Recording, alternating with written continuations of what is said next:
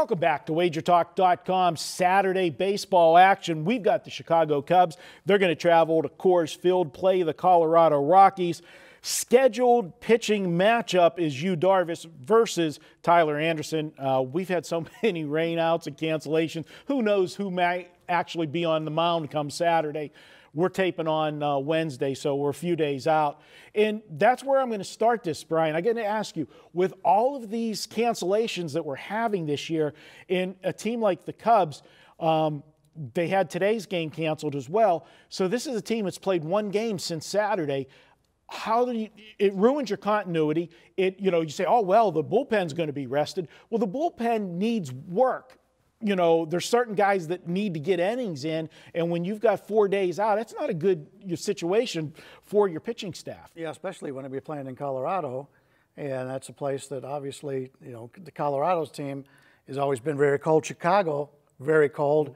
So both teams have been having to deal with this, and it's just amazing how many games have been canceled. I was going to make the statement that as of right now, this is what we're looking at. It may change. Hopefully it doesn't. But I wanted to touch on Yu Darvish. Big signing in the offseason for the Cubs. And I watched him pitch at the end of the year with Texas. I watched him pitch in the playoffs with the Dodgers. And now with the Cubs, there's something wrong with Darvish. I don't know what has happened at this point. But going back, and I broke these down, the last 7 starts to the regular season last year when he was with the Dodgers, 37.2 innings pitched, 17 earned runs. High up in the fours, mid-fours.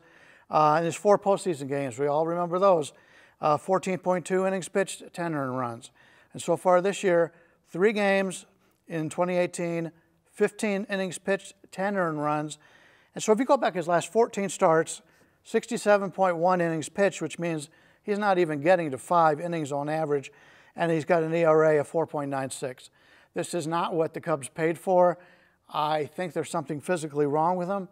Now maybe it has to do with all the changing of going from Texas to LA and now going over the Cubs, but he's just not the name brand pitcher he was. So when you're looking in baseball and you see a star pitcher, one of the top 10, top 20 pitchers, you know what you're going to get.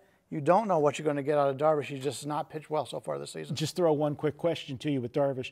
And we've talked about, he went from LA, which was definitely a pitcher's ballpark, to Wrigley Field, which is not a pitcher's ballpark. It depends which way the wind's blowing. This year, this early in the season, you'd have to consider it a pitcher's ballpark because it's so cold there. And now he's going to be going to Coors Field. We don't know what the weather's going to be on Saturday. Won't be good. This is another place that is definitely not a pitcher's ballpark.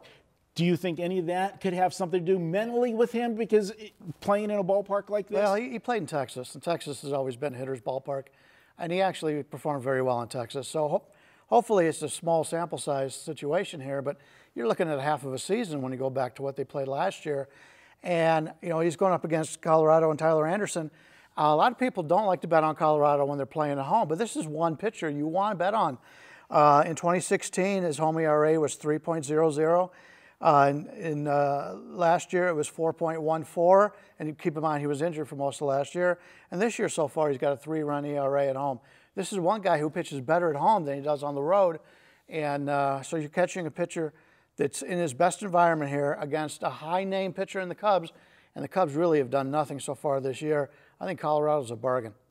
Looking at Colorado, Ralph, this is a team that got off to a slow start this season.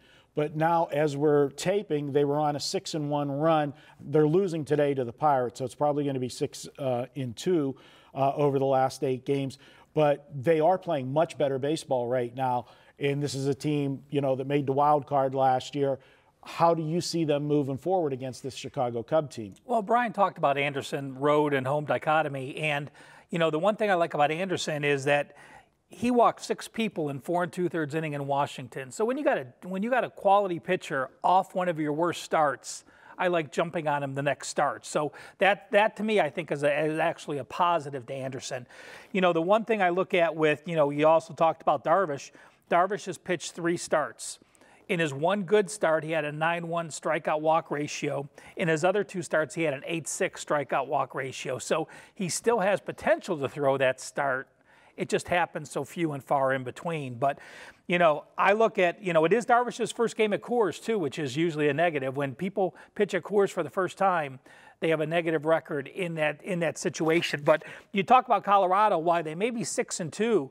They are number 29th this year in batting average. They're only hitting .215, so their bats have yet to start. Now, you know, we saw the Indians heat up in San Juan, hit 4 home runs, and they're a different team now. If you get a little warm weather, that certainly would help Colorado get those bats going.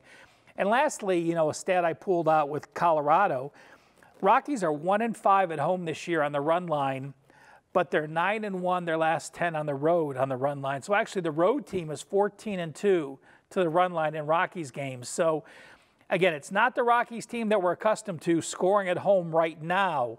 It'll depend on what the weather is this weekend before we look. So I think them coming back off this road trip, they're a different team coming home than they were when they left, in my opinion, with the Rockies.